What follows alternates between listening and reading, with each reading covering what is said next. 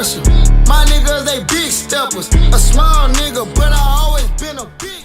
All right, man. We here with Cypher Saturday #2 winner, Young Prince. Man, how you doing today, bro? We'll go down, bro. You know what it is, man. Yeah. We just popping our shit, man. That's what I do. You know what I'm saying? Young Prince, MBG, Young Prince. You feel me? Big money blast shit. Tyler to all my gorillas. Every single one of my gorillas in the age. I got my boy B with me. You feel me? That's my dog. He already know I'm gonna slide with him. Anytime it's time to pop off, Young Prince gonna pop off. That's what it is.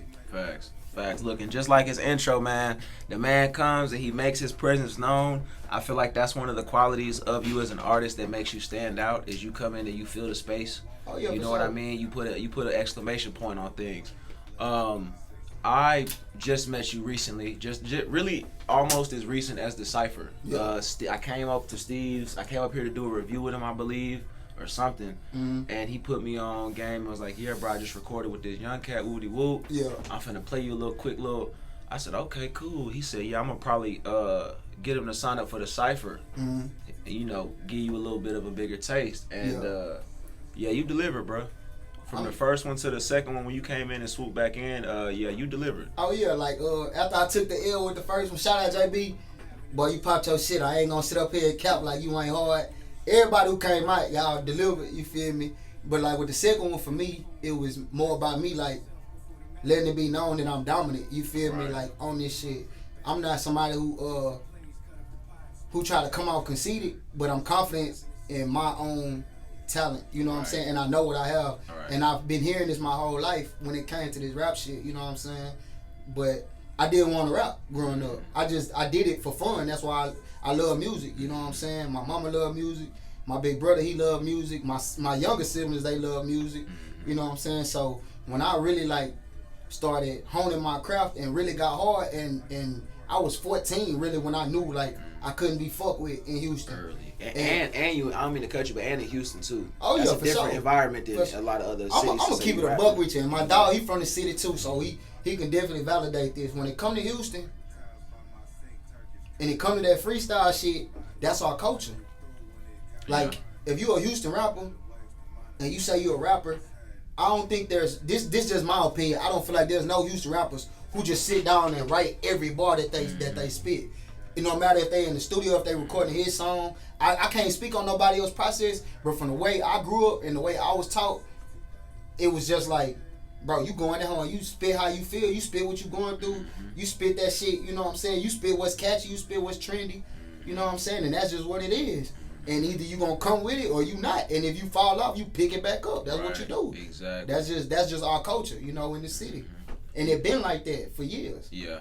You made a lot of good points. Like you said, just kind of calling it how it is, calling a spade for a spade, and dominating and filling that space. It's not about I can do this and I'm Billy Badass, but it's a different conversation when, like you said, you've been hearing this conversation come to you based on your performance. It's not you just popping shit and then people looking at you. It's them saying, "Oh, you're nice. You nice. You've been nice since a whole jit 14." Oh yeah. So it's one of them things where you just. It's almost doing yourself a disservice if you ignore that. You know what I mean? Tell me about, you said you were from Houston. Mm-hmm. Tell me about that. Tell me about, were you born and raised in Houston? Nah, so I wasn't born in Houston. My daddy was in the Navy. Okay. I was born in San Diego. We lived in Baton Rouge. My mama's home for a little bit. You know what I'm saying? But I went to Houston. I grew up, I've been in Houston shit my whole life. You know what I'm saying? When my mama moved back to Houston, that's where I was, you know what I'm saying? I lived on the south side for a little bit, out there off of Telephone Road, you know what I'm saying, the southeast, you know what I'm saying? But I'm from the north side, you feel me? Yeah, Village, Studewood, Texas. That's where I'm from. That's where I grew up, you know what I'm saying? Section 8. That's my whole life, you know what I'm saying? I moved to Bed Road over there in Trinity Garden. Pretty much, people say it ain't Trinity Garden, but it's right there outside of Trinity. It's in Trinity Garden, so that's Trinity Garden. It's kind of like the barrier in between Studewood and Trinity Garden, so you can call it what you want. That's how they do it. Like how they say Killeen, Harker Heights. Like at a certain point in Heights, you in Killeen. You feel what I'm saying? Depending on the street you on. It just depends. Yeah. You know what I'm saying? So, I stayed on the stead on the north side. I done lived all over Houston. You feel me? And that's another reason why I'm known for this rap shit, because I done lived all over Houston. And because I done been all over Houston. It's not like, I just stayed in one neighborhood in my life. I don't think nobody from Houston ever just lived in one neighborhood their whole life. You gonna move around. Houston too big. Yeah. It's a lot of shit to see. It's a lot of shit to be around. You gonna move around, and then you gonna go to school with people from different hoods. Way different areas. Because we got charter programs in damn near every school. So people gonna be going to different schools from different neighborhoods, and you gonna want to know, hey, bro, you know what I'm saying? Like when I linked up with my partners from Phil Ward, I had never been in Phil Ward before. I had never been to the East Side before. And shit, my partner's like, man, bitch, come to the ward. You know what I'm saying? And now you in it. I start fucking with them, rocking with them. Exactly. My partners told me, bitch, come fuck with us in Trinity Garden. Bet I'm gonna come fuck with you. Start fucking with them. You know what I'm saying? My partners from the stead, when I lived on the stead, one of my partners from down there, hey, yeah, bitch, you on the stead, da-da-da-da-da. I'm like, yeah, bitch, shit, come fuck with me. I'm over in Switch Village. And shit, we were locked in. That's just what it is. You know what I'm saying? That's how Houston is. Like, a lot of people get misconceptions about Houston now because everybody come to Houston because that's where the turn up is. You know what I'm saying?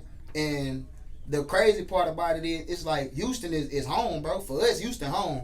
Houston ain't like no fucking tourist trap. You know what I'm saying? It's home. That's how it's looked at so now to a lot of people. when people come to Houston, like my partners in the Army, for instance, they be like, bro, Houston ain't like that. You know what I say, bro, when y'all come to Houston, y'all be in the suburbs or y'all be over there for fucking... Y'all be with the lights on. Y'all be by the Galleria. You know what I'm saying? I was like, bro, come fuck with me. You know what I'm saying? Then they come fuck with me. They like, bitch, we really in the hood. We really good. I'm like, yeah, bro, y'all straight, bro. All my partners around us know y'all in the Army. They fuck with that shit. Yeah. You know what I'm saying? Because I cut off niggas who didn't fuck with me when I got positive. Right. And I started seeing myself for who I was and started developing me in my manhood. You know what I'm saying? And understanding that I needed a different environment around me. And all that shit that we was doing, that negative shit that we were doing, like, that it wasn't evolving. It wasn't no change. We was in the same place we had been in. We had more money, but we was in the same place. We still had the same mindset. We had the mindset of young teenagers. Right. And niggas 23 years old. Right. That shit don't work. Yeah. So tell me about that transition. We'll go back and touch on more of the childhood years in depth. Yeah, for sure. Tell me about that transition. You know, making that decision. Around what time was that when you said, like you said, 23, 24, where you said, okay, it's time to kind of transition and figure out how I'm gonna do this on a grown type of accord. You know what I mean? Okay, so I'm gonna keep it a buck with you, right? So with me, right, I was 23 years old when I lost somebody real special to me. One of my I was 23. I was turning 24. I had lost one of my OGs, Kenny. Condolences. You know what I'm saying? He was what, 66? But when I was my sophomore through my junior year in high school, Kenny was like one of these OGs was in my hood. You know what I'm saying? And he used to just chop it up with me. You feel me? He used to always put me on game. He used to tell me, like, his whole thing for me, especially after my senior, he was like, Josh, you need to go to the military. That shit gonna make you a man. Yeah. He kept telling me that, you know what I'm saying? But I'm young, I ain't tripping. We getting money. What the fuck I need to go there and have these people telling me what to do for? But I'm still young-minded, not understanding that I needed discipline. Yeah. And he don't want to tell me you need discipline. Yeah. You feel me? There's because only so much other people can do in that sense. You feel what I'm saying? And at this time, I'm 19, 20 years old. Yeah. So he telling me, like, hey, you go to that military. Him and my partner, Twin just passed, I think a year or maybe 2 years ago. That was one of my other OGs too. You feel me? And before Kenny passed, my grandma passed. You know what I'm saying? So I lost my grandma, and then a few months later I lost Ken. You feel me? And them was like staples of me. You know what I'm saying? Because Ken made sure, like, alright, if you gonna be in the streets, shit, just move correctly. Don't be out here wilding. Don't go do no stupid shit. And my granny, she always accepted me for who I was. You know what I'm saying? Like, my whole family, they used to always be so big on my intellect, and they just knew, like, I was gonna go do something as far as along the lines of being a lawyer or being a doctor. They didn't really see me for who I was. Right. Or it was that they seen it, but they wouldn't accept it for who I was. They painted one picture and tried to apply that forever. And tried to box me into that. You know what I'm saying? But not understanding, like, they in Baton Rouge. Yeah. I'm in Houston. Yeah. Y'all don't know what I go through on a daily basis. Whole different situation. You feel me? You don't understand, like, what it's like when your mama going through shit, when your mama, like, struggling to pay bills. You feel me? Your big brother out here taking federal chances, state chances, really risking himself. You feel me? So when it was time for me to step up, I stepped the fuck up. Yeah. You feel me? Right. And I started doing shit my own way. And I couldn't really, you know what I'm saying, depend on them. So why would I you know what I'm saying, allow you to put me in the box that you want me to be in because this is what you want for me, but you not understanding my circumstances, so I gotta be something else. You know what I'm saying? Right. I ain't gonna sit up here and act like I was the toughest nigga. I wasn't never none of that, but I wasn't no hoe. Right. And I ain't let nobody handle me. On business. Yeah, and I stood on all 10 every time that I stepped. Right. You feel me? And the shit I did that shit. I ain't gonna sit up here and try to act like, oh, I'm Mr. Tuffy. Y'all can see, you know what I'm saying? I'm always smiling, laughing, because I'm a happy person. You know what I'm saying? That's just me. That's who I am. Mm-hmm. But I ain't no hoe, and I ain't no Mark either. You feel me? I ain't no bitch made nigga. I ain't no nut either. I ain't finna spaz out for nothing. Right. So it was just like, I was kind of caught in between two worlds. Mm-hmm. You know what I'm saying? Of doing shit in the streets, you know what I'm saying, but also trying to take steps as far as getting jobs. Mm-hmm. You know what I'm saying? I didn't have a problem with getting a job. I had a good job before I came in the Army. Right. I had a good job and I was hustling before I came in the Army. You know what I'm saying? I was working like between 12 and 16 hours a day. Yeah. Going crazy. Busting my ass. Yeah, going crazy. You know what I'm saying? And then it was like, I had made a choice one day. I was like, bro, I'm finna go. I was like, I'm finna go to the Army. Yeah. Because obviously this shit out here not working for me the way that I wanted to work. Right. At a certain point, you got to take your own advice. You know what I'm saying? You feel me? And I was supposed to join the Navy straight out of high school. I was gonna go to the Navy, but I had got some advice from my mama. She was like, "Baby, don't just run and join the Navy to run from your problems." Mm-hmm. She was like, "Your daddy did that, and he fucked up. And look at it." She was like, "You don't have no discipline. You don't listen to nobody. You know what I'm saying?" She was like, "You not mature enough to be on your own, right? Away from your family, away from everything that you know." Mm-hmm. She's like, "You're not mature enough for that." So when I made that decision for myself, I joined up, and I knew in my mind what I was getting into because my daddy is prior service. Mm-hmm. You know what I'm saying? My great grandfather was prior service, and I grew up around my great grandfather. My great grandfather ain't died till he was in his 80s, so he used to talk to me about it. You know what I'm saying? And I knew like shit. By that time, I had been done with drugs. I had been stopped smoking. And that was really the only thing I was doing. I was smoking, sip some lean, but I had stopped doing drugs when I was 22. So I'm 25 now. I'm sober. My mind is clear. Mm-hmm. You know what I'm saying? And I know I can make my decisions better. So when I did that shit, I literally told my family a week before I left. I'm finna dip. I'm finna go. Yeah, I gotta make this happen. Because I knew if I would have told them earlier that this was the choice I was making, it wasn't that my family didn't support me. It would have been like they was gonna miss me, and that was gonna make me want to stay. And that was part of what you mentioned earlier, is them putting you in a box. Like sometimes you gotta hold the jeers and the cheers until after they get something done. Exactly. Especially for the young black man, and that's something that I think is hard for us to accept. Even your family is like, we're sensitive individuals, bro. We're sensitive beings. Sometimes even just the words. Bro, it's all y'all. I know if I turn right here, Annie finna say something. I know if I go back over here, baby cousin finna say something. Little sister finna say something. Big bro finna say something. That affects your day-to-day decision making, and that changes how you may want to move freely, because you may feel like you said you may have seen mom struggling. And you want to know what's crazy? You know what I mean, little bro doing this, so it affects all that. So you know when you was talking about like my aura and my like air confidence, right? I always been like that. You know what I'm saying? And that shit made me hard-headed, made me stubborn a lot. So what you saying is like, Is hitting the right spots, because even though I was stubborn, their opinions of me still affected me. You know what I'm saying? And no matter what we say as black men, the people in your life, their opinions of you, it means something to you. And everybody always try to say, fuck what people think, and all that. But when it's people who really mean something to you, you want them to really like see you in a positive light. You know what I'm saying? So when it came to my decision, I really did that shit for me. You know what I'm saying? I did that shit for me, and then I started seeing how it was affecting my younger siblings. Right. Like I graduated, bam, I'm in the Army. 2 years later, my little brother graduated. A year after that, my little sister graduated. A year, my little sister and my little cousin, who like a little brother to me, they graduate together. Then my youngest sister, she graduated. So it was like I seen it was having a positive effect on my life. So I was like, damn, a nigga really did make a good decision. You know what I'm saying? And then it was like, as I was in the Army, I noticed like when I would go home, I was different. And people were saying you different. I'm saying, bro, I'm still the same. I just grew up. But they like, nah, bro, your whole air about you, the whole atmosphere about you is different. You've changed. And I'm like, damn, you feel me? But with that change, it's crazy because some niggas think because a nigga joined the Army, a nigga pussy. That's where you fuck up at. I'm going to just keep it a buck with anybody out there. I'm going to keep it 100 with you. Ain't nothing pussy about me. This shit ain't make me weak. This shit made me strong. I just decided to change myself. You feel me? So you can think what you want to think. I ain't somebody who joined the army and got hard. Nah, you feel me? I grew up in them trenches. I grew up where motherfuckers really having a fight. When I first moved to my hood, my cousin got one of his little partners to fight me. My nigga Tyler.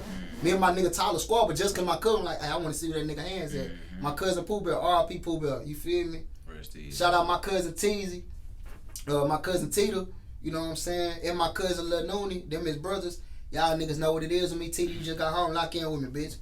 But yeah, shit. Don't think I'm anywhere near no hoe. I ain't going for nothing. Yeah. You feel me? Nigga ain't taking nothing from me. Nigga ain't finna bully me. I ain't one of them. I'm cool. I'm chill. You feel me? On that mic, I slaughter.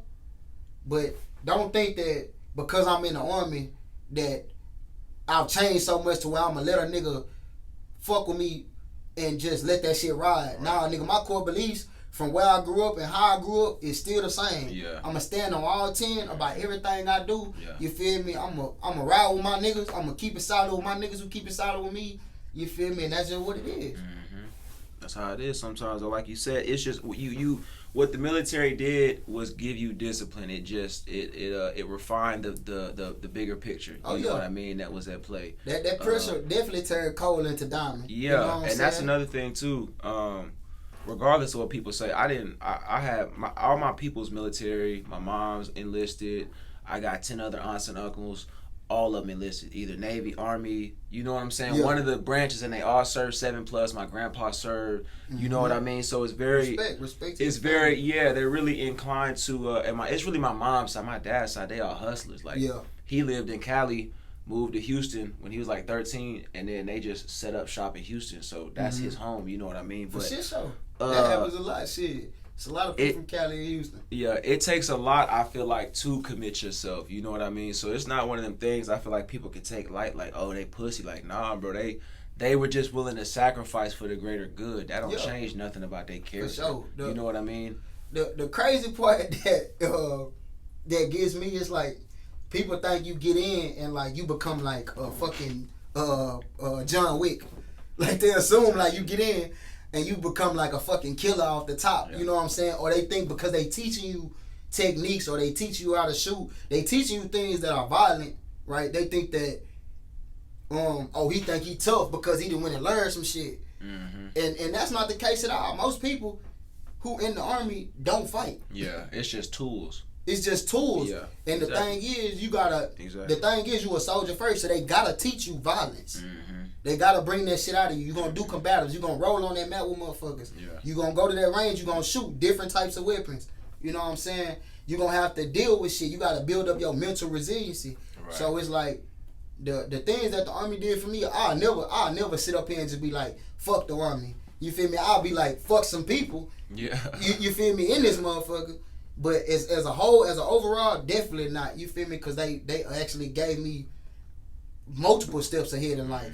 And then when I went viral on TikTok, that's in the army uniform. That's another thing. Cool. So let's talk about that. That's after you won, or after you came to the first Cypher, that made me do kind of a dumpster dive on you and kind of say, okay, what's this dude about? What is he? Where's he from? Or try to find out more information. I seen the TikToks and how they did numbers. Yeah. Easy. Like I kind of saw your caption, your wordplay. Like, yeah, it's another one. Like, yeah, it's another one going like, yeah. Tell me about that, man. Tell me about, being in the BDUs and everything and having your military family, like, take witness to it. Like you said, everyone always told you around you, you nice.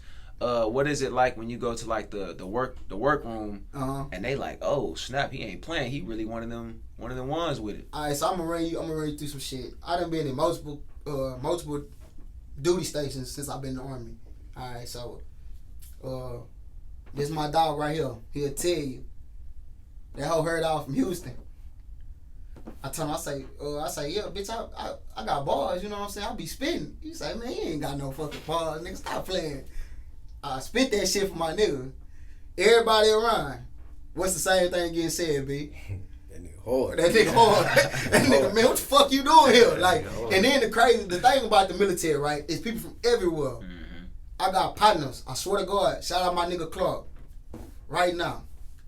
This nigga will tell you. He don't listen to rappers who not from Chicago. Ask that nigga if he'll listen to me. Yeah. That's them niggas out there at Club Vibes, right? That's impressive. Them niggas throw a phone party. I slide at that bitch, turn that bitch up. That nigga say, bro, I ain't gonna lie to you. You brought that shit. You know what I'm saying? We got niggas from New York that are ART with us, right?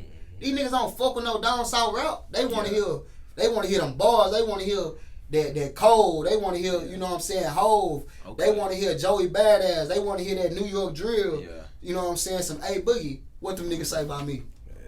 Man, what the fuck that nigga son ain't doing here? Yeah. What he doing here? That nigga really rap. You know what I'm saying? So when it came to me going up on TikTok, my dog, Son Holloway, forever grateful to you, dog. You know I love you, bitch. When you get out, you gonna be a part of my A&R, my promotions. That's a guarantee. My dog Son Holloway, y'all can follow him on TikTok. Sir Chauncey 24.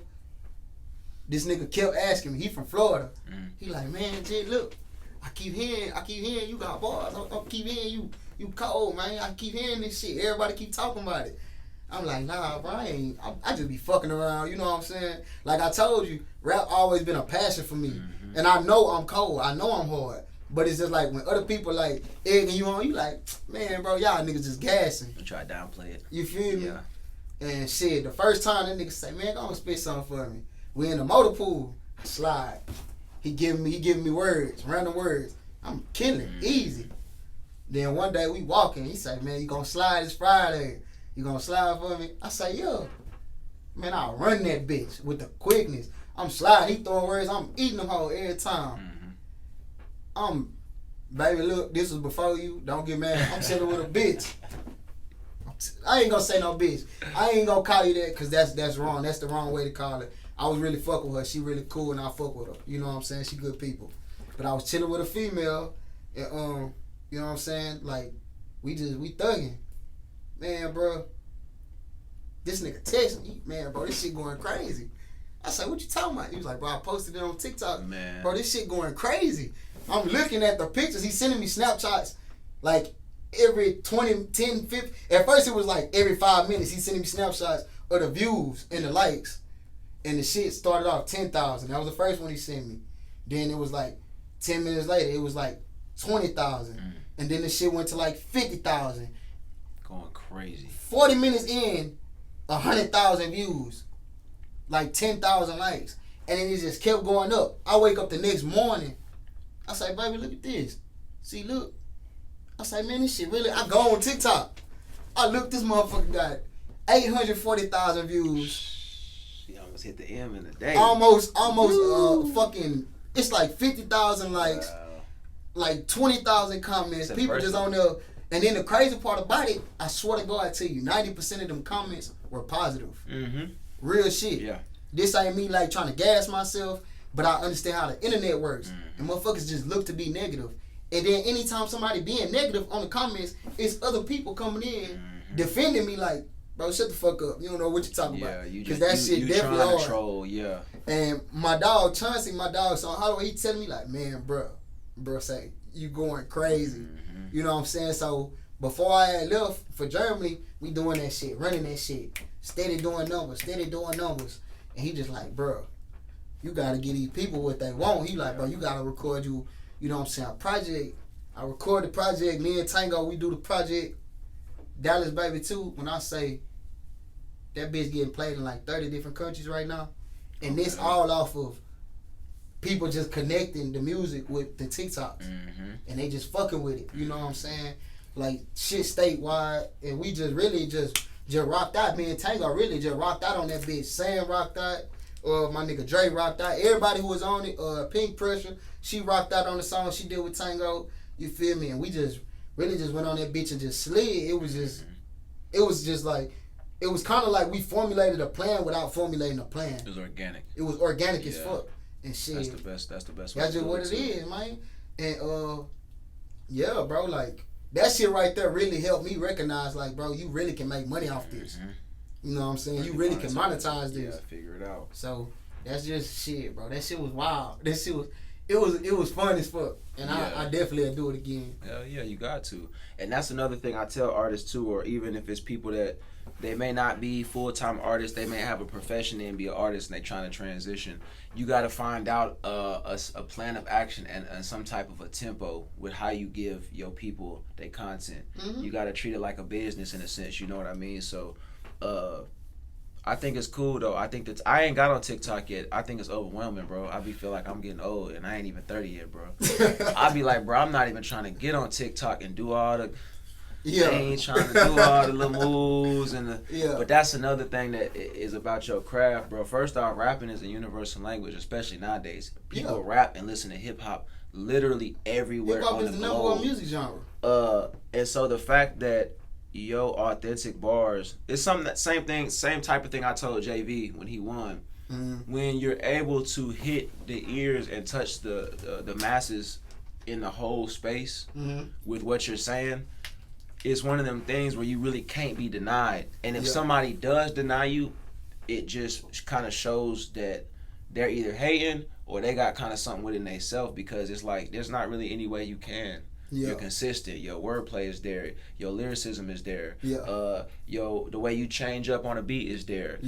Clearly from your last tape, you know how to work with a team. You know how to work alone. You know what I'm saying? So it's different qualities that make you a good artist. Plus the fact that you just spit heat.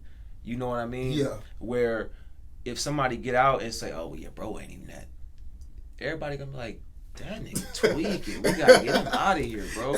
And it ain't like you said. It's on the other side of how you said it's not to be cocky. It ain't to downplay that dude, but when you moving in such a straight, it's like the studio here. If you catch somebody saying something about the studio, it's like, bro, how? You know you just had something in your head from the get go, because you're not stepping on toes. You're not dry beefing. You moving with a purpose, bro, on a path. You know what I mean? Let me tell y'all something. This is real shit. Here, y'all already got the formula. You feel me? You giving artists a space to be creative. That's why I love the name Space Create. Like y'all giving us a space to be creative. That's the first thing that's needed here, because no matter nobody say, it's a lot of talent out here. You know what I'm saying? I ain't gonna sit up here and act like that fucking Cypher wasn't hard for me to win, because them motherfuckers definitely bought that shit. And if you was here, you would have known they bought that shit. You feel me? I'm not gonna sit up here and act like it was an easy dub. It definitely was not. That was a dub I had to work for. The first time it was crazy. We was all super close in the scores. This time it was crazy. It was all super close. You know what I'm saying? So if somebody is literally hating here, that's just you not. It's not even like that you hating. You just really just tripping, because this is a space for anybody. You feel me? Y'all really like got the formula here for whoever to come in and to do their thing. And if you ain't with that, then just say you ain't with that. But don't dry hate and be like, "Oh, no, I don't fuck with that." Don't try to pull it down. Let it let the light be the light. You know what I mean? Want to say appreciate you too for popping out, because like I said, your presence being there, it helped elevate the overall competition. It was one of them things where it's like every piece that came with the painting was needed for that painting. You know what I mean? JV coming in and having kind of a clear conscious type of rap, and then y'all paralleling that, but then it being so diverse, and then how y'all won, even like I think all of it played out so well to where it garnered more attraction just off the way it went. Like you said earlier, it was so organic. We had judges, we had a criteria, it was added up. You know what I mean? And it all came together like that. So I think that's cool, man. Tell me, in your best opinion, what is it like to be an artist, or what does it take to be an artist? All right, so the first thing I'm gonna tell every rapper, it don't matter if you a youngin', you grown, whatever, rapping is not a thing that you can do. It's not a job that you can get to. Entrepreneurship, however you see it, that's cheap, bro. That shit costs money. You gotta pay for the drip, one. That alone, and if you a nigga who put that shit on, you gonna do that shit anyways. You gotta pay for beats. You gotta pay for mix and mastering. You gotta pay for studio hours. You know what I'm saying? You gotta pay for videos. You gotta pay for video editing. It's not a cheap field to get into. You know what I'm saying? So it takes money to get into this shit. That's just what it is. You know what I'm saying? Like, you can have the talent. The talent can be there, and then you can get signed by a label. But ain't no label gonna sign you if they don't see that you willing to invest in yourself. Right. You know what I'm saying? They not. And when I say invested, it don't just mean you willing to pay for some studio time and you willing to get in that hole and rock out. You gotta invest in your own look. You gotta invest your time into that shit. You gotta be willing to work when it's people ready to network with you. You know what I'm saying? When I'm at home and I'm on leave, anybody who try to network with me in the city, I'm in that bitch. When people have events and they need somebody to pop out, they want somebody to come up there and spit, I'ma spit. If one of my partners having a birthday party and they doing some karaoke shit, they just be like, hey, the DJ let you perform your song there. I'ma perform that bitch. I literally done that for my dog DY. Turned that bitch up and people was like, bro, I seen you on TikTok. You know what I'm saying? Like, people was like, oh shit, nigga, that's you. Yeah, go fuck with me. You know what I'm saying? Networking, all that shit comes into play, bro. You gotta literally be ready to work. That's just what it is. It take a work ethic to be an artist. Yeah. That's just what it is. And it takes a lot you have to invest in. You got to think about it kind of like them car dudes. You see out on the highway with with the loud cars and stuff. It's like, bro, they put a lot of money under that hood. Right. They put a lot of money into them brakes. They put a lot of money into their transmission. How they go from A to B. They work on all of it from top to bottom, and then they create something. A lot of times you'll look at it and not know they might have put more work in for the grind than you're even seeing. Yeah. If that makes sense. And so I think when it comes down to it, a lot of the artists will start that process, not fully understand what it takes. Yeah. Really have the gravity of what it means to do that, and then once they have to start putting in them steps, they be like, man, I ain't even. That's why you see certain artists pop in and pop out, because they'll go through something and this will happen. They like, man, well look, I can just go back to what I was doing. Yeah. But I think that's part of it too, is just staying consistent. Keep your head down towards your goal, and you'll end up chipping that away. You know what I mean? So most of I'm gonna tell you, especially these young rappers, bro. This generation, most of them dudes, bro, they have jobs or something, and they be like, man, fuck that shit. I'm finna put my time into this rap shit, and then they blow the fuck up. That shit happens. You just literally gotta have the mindset to do it. It's just like with anything. If you want to be a doctor and you know this is your lifelong dream, you know the steps you got to take to do it. You know what I'm saying? If you want to be a lawyer, you know what you got to do. If you want to go to the NFL, the NBA, you understand that the physical toll that's going to take, the mental resilience that's going to take. Same shit as it is with the Army. If you want to be successful in the Army, you understand what comes with that. Same shit with this rap shit. Do not ever think that this shit is not work, bro. It is work. It's work from you being creative and being able to make music that people want to fuck with, to getting in that bitch, laying it down, to pushing that shit. You got to be creative in the ways that you network and the ways that you promote. You know what I'm saying? That's just what it is. You feel me? That's my opinion on it. You know what I'm saying? Like, I'm not gonna sit up here and say in 6 months I'm gonna be the biggest rapper in the world. You know what I'm saying? But shit, I'm gonna put the fucking work in to attain something, to get better in my craft and to be on a bigger platform as an artist. Exactly. It's about them forward steps. But yeah, the last thing I want to touch on with this interview is actually your enlistment. We touched on the TikTok, once the TikToks and things going viral once you weren't enlisted. Tell me about your deployment process and what that was like. You said you went to Germany, I believe. Yeah, I just got back from Germany. My process, I'm gonna keep it a buck with you. So when it comes to deploying, it's a certain way you're supposed to do when you deploy. Okay. Shit did not happen like that for us. And I understand this is a rapid deployment station and shit happens, but it just didn't happen the way that it was supposed to.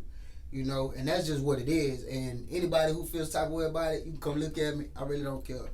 That's just what it is. The deployment overall wasn't bad. You know what I'm saying? The work days, yeah, that shit definitely got to us because of the mission that we had. But the deployment wasn't bad. It's just like the way that it came about. You know what I'm saying? When you deploy, you're supposed to give people time to get their mentals ready to deploy. Right.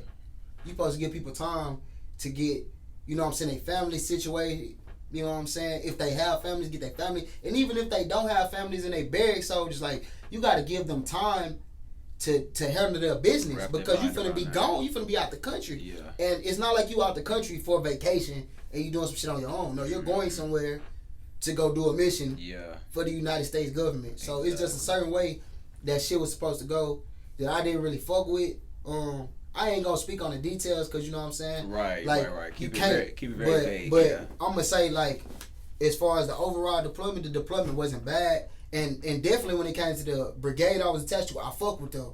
You know what I'm saying? The people we went over there and got attached to, I fuck with them. They were definitely that's how the way that they were is the way I wish my people was when it came to going. You feel me? Because I know if it would have been vice versa, shit would have been, you know what I'm saying, correct. But overall, my deployment was straight. It wasn't bad.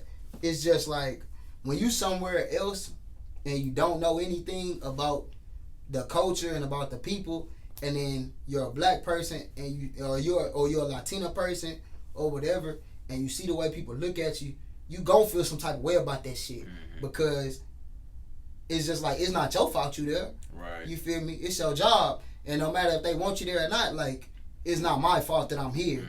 You feel me? But what I seen over there, the one thing I did gain the most was is like people always talk shit about America and our stupidity and being ignorant, but that shit really showed me that it's a lot of ignorance in the world. Period. Yeah. You know what I'm saying? It's a lot of ignorance in the world. Two sides to the same coin. It's two sides of the same coin. Yeah. You know what I'm saying? Just like we have financial gaps and economic gaps between the rich and the poor here, there's definitely ones there in Europe. You see it. You know what I'm saying? Just like we have racial problems here, there's definitely racial problems over there in Europe. I'm gonna be 100 and say that shit. And then you have good people. Right. You're gonna meet good people. You know what I'm saying? I met a guy who owned a steakhouse. Man, that boy was cool as fuck, perfect host. You know what I'm saying? That's how you supposed to be. It's so much people out here who just like got like bad intent in their heart towards people that they don't know. You don't know this person from nowhere. You don't know this person from nobody. Me personally, I don't go out into the world looking for problems. Right. I don't go out into the world, wake up in the morning and put my problems on another person. That's not my outlook on life. You know what I'm saying?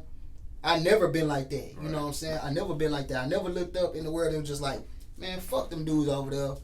I don't like them for no reason. Don't know these people from nowhere. And you get that shit over there. And that's just what it is.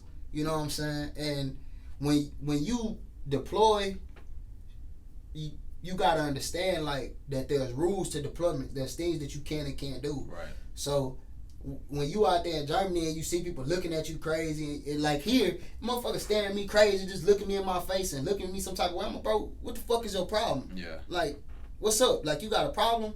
There, you can't do that shit because you end up fighting one of these people, you end up getting into one of these people, you can start an international incident. So that's a whole different that's a situation.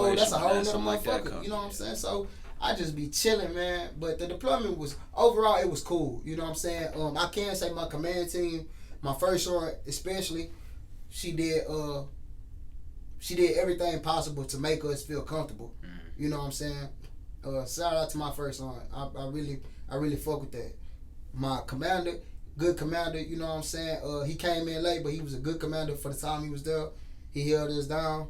He got us home. You know what I'm saying? And to my unit, to my team who was out there, y'all already know we locked in. I fuck with y'all. I'm gone, but hey, I fuck with y'all. We locked in. You know what I'm saying? And deploying is not bad, bro. This for all my army people, bro. Stop. I hate to say this. I am not misogynistic, but y'all females, stop getting pregnant to get out of deployments. That shit is not cool because you making a choice that's gonna be 18 plus years. When you have a child, you gotta deal with that child until they can handle themselves for the rest of their life, till they can stand on their own 2 feet. No matter if it's a man or a woman. You know what I'm saying? No matter if you have a boy or a girl. A deployment, that shit is 6 to 12 months at the most. It's not that fucking bad, bro. Yeah. Like, you join the army, do some army shit, bro. Right. Go somewhere, go do some shit, go see some shit. You might not get as much sleep. You might be fucked up and have to work some 12-hour shifts, some 14-hour shifts. Hey, do that shit. We pull 24-hour CQ anyways. You know what I'm saying? Do that shit. You join the army, do some army shit. If you not ready to do no army shit, don't join the fucking army. If you don't want to go to the field, don't join the army. If you don't want to sleep outside, don't go to the army. If you don't want to do no combat shit, don't join the fucking army. If you don't want to take PT tests, don't join the army. If you don't want to get up and run, don't join the fucking army.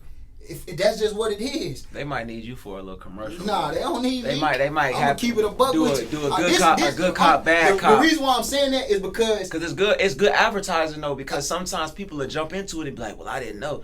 Exactly. They have somebody like you come in like, bro, if you ain't trying to do this, don't come. If you do, come. Like, bro, okay, cool. Bro, I can you tell know what I'm saying? When I went to basic training, I laughed at these motherfuckers when they did the shark attack. They was getting on my ass for laughing because I already knew. I knew in my head where I was at. You feel me? I knew I'm here now. I can't do this, and this here. I gotta wait till I'm fucking out to where I can do these things again. There are some things that you can't do normal. You can have fun. You can get fucked up. People in the military drink more than anybody. Yeah, and y'all got the military had the craziest stories. We have loud parties, all that shit. Bro, you feel me? We do it big. We have fun together. We do a lot of shit. But bruh, when it's time to work and it's time for your ass to get out there and do this fucking training, just do it like Nike. Don't sit here and try to do and do shit to get out of it. Cause guess what you do? You make it worse for the next person. Yeah. And that might be somebody you cool with. Or even if it's somebody that you're not cool with. That's still your unit. That's still your unit. Yeah, They're your people. exactly. You feel me? Exactly. And I feel like a lot of people just like do shit to get. And matter of fact, scratch that shit when I said just females. You males, you motherfucking niggas, bro. If you don't want to do no army shit, don't fucking sign up, bro. Cause niggas be doing the most outrageous shit to get out of shit, bro. Like for real. If you don't want to do it, just don't do it and just say fuck it. I ain't gonna do that. You feel me? And go about your business. Cause people say it's hard to get out, but it's really not, bro. It's not hard to get out. But yeah, that's how I feel about that, man. Real shit. You got me a little up on that. Got turned up at the end, man. Yeah, my bad, man. But look, man, I appreciate the time. Oh, yeah, we gonna close it on that one, man. Y'all make sure y'all follow him on all socials, man. It's MBG_ Prince Sajna, Sajna. That's my last name, you feel me? That's what a lot of people know me from. Y'all fuck with me, man. Y'all gonna see me soon, bro. Y'all gonna see me soon. That's all I'm gonna say. Cause is Young Prince on streaming platforms? Oh yeah, Young Prince. YUNGPRINCE. Young Prince, man. MBG Young Prince. Money Blast Gorillas, man. Y'all know what's popping on our end. Yeah. Shout out to the whole gang. Man, bitch, I'm working. Yeah. And look, we gonna end it on that, man. We out. Aye. Extra bottle of Josh, nigga. Hardest youngest spitting up on that block, nigga.